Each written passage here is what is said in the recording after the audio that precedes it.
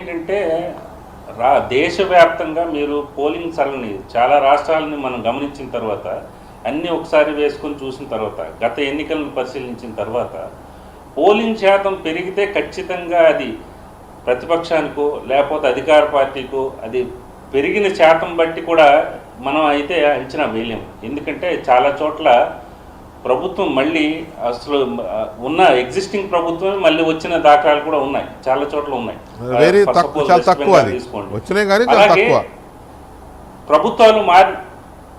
ప్రభుత్వాలు మారిన సందర్భాలు కూడా ఉన్నాయి. అయితే దీన్ని ఒక రూల్ ఆఫ్ లా ఏమి ఉండదు. మనం పెరిగిన తర్వాత ఖచ్చితంగా వీళ్ళకే రావాలి, ఇది వీళ్ళే ప్రభుత్వం ఫామ్ చేస్తారనేది ఏం లేదు. తర్వాత నెక్స్ట్ మీరు అడిగిన రెండో ప్రశ్న ఏంటంటే భారీగా పోలింగ్ జరిగిందంటే యాక్చువల్గా ముఖ్యంగా ఇక్కడ ఏదైతే ఆంధ్రప్రదేశ్ నుంచి ఇతర ప్రాంతాల నుంచి వచ్చారో వాళ్ళు భారీగా పోలింగ్ వేశారు. ఫర్ సపోజ్ ఒక గణాంకాలు మనకు ఎగ్జాక్ట్గా తెలియదు, కానీ హైదరాబాద్ నుంచి 1,00,000 మంది, తర్వాత ఢిల్లీ ఈ ప్రాంతాల నుంచి, ఈవెన్ యుఎస్ నుంచి కూడా వచ్చారు. వీళ్ళందరూ కూడాను ప్రభుత్వం అంత సక్రమంగా పనిచేస్తుంటే ప్రభుత్వానికి ఓటు వేసేద్దాం అని వచ్చిన వాళ్ళైతే ఉండరు. ఎందుకు ప్రవీణ్, మన కళ్ళ ముందే కనపడుతుంది కదా. 2019లో 1,19,000 పోలైన ఉద్యోగుల ఓట్లు ఈసారి 5,30,000 పోలైనాయి. అదే పెద్ద ఎగ్జాంపుల్ కదా. ఉద్యోగస్తులు తీవ్రమైన వ్యతిరేకతతో ఉన్నారు, అది అందరికీ తెలుసు, ఈవెన్ ప్రభుత్వానికి కూడా తెలుసు. ఎందుకంటే మీకు ఎమ్మెల్సీ ఎన్నికల్లో వాళ్ళు స్పష్టంగా మీరు ఏదైతే గ్రాడ్యుయేట్లు, నిరుద్యోగ యువత, ఈ గ్రాడ్యుయేట్లు తర్వాత ఉద్యోగస్తులు వీళ్ళందరూ కూడాను వ్యతిరేకంగా ఓటేశారు వైసీపీకి.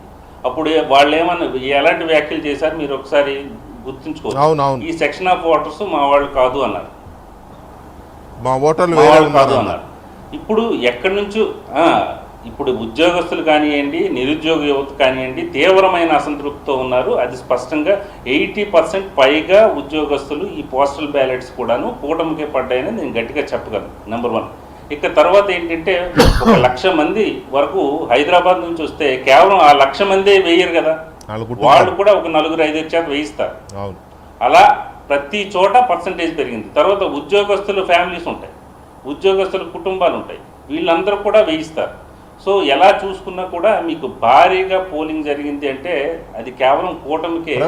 ప్రవీణ్ ఒక మాట అంటే మీరు దానికి కంక్లూడ్ చేసే ముందు మీరు ముగించే ముందు మీ అబ్జర్వేషన్లో పోస్ట్ పోల్ కానీ ప్రీ పోల్ కానీ ఎలక్షన్కి ముందు కానీ ఎలక్షన్ పోలింగ్ తర్వాత కానీ ఇవన్నీ చూసినప్పుడు ఏమైనా సెన్సేషనల్ ఇష్యూస్ అయ్యే అవకాశం ఉందా ఈ ఎలక్షన్స్లో? అంటే ఒక్కొక్క ఎలక్షన్లో కొన్ని సంచలనాలు కనపడతా ఉంటాయి.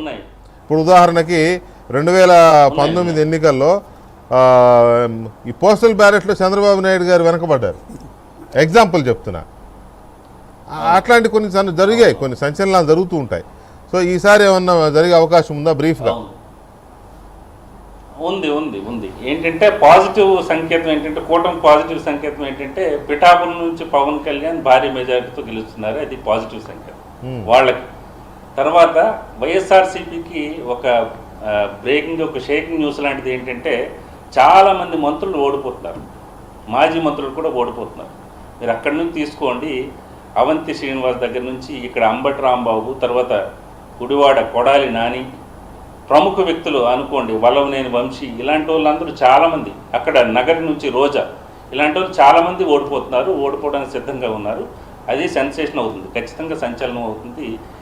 అందరి అటెన్షన్ అటు వైపు ఉంది, ఎందుకంటే నిత్యం వాళ్ళు వార్తల్లో ఉంటున్నారు, దూషణల పర్వం కొనసాగుతుంది కాబట్టి ఖచ్చితంగా వాళ్ళు అదైతే మాత్రం ఒక సెన్సేషన్ క్రియేట్ చేస్తుంది. అంబటి తర్వాత రోజా కానీ